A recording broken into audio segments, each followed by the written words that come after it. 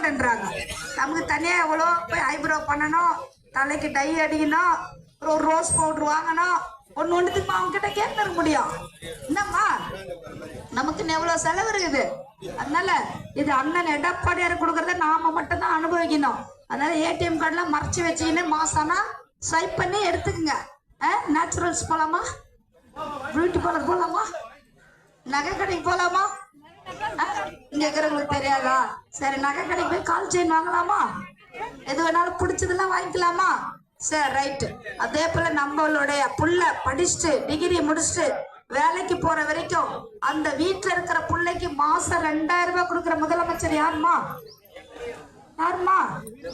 அண்ணன் எடப்பாடியார். சொல்லுங்க, அண்ணன் எடப்பாடியார். சத்தமா சொன்னாதானே?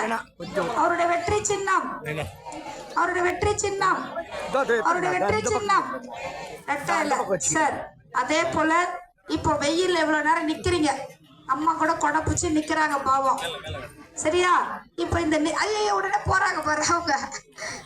இந்த நிகழ்ச்சி முடிஞ்ச உடனே நம்ம வீட்டுக்கு போனா ஜில்லுன்னு ஒரு டம்ளர் தண்ணி குடிக்க முடியுதாம்மா? தண்ணி குடிக்க முடியுதா?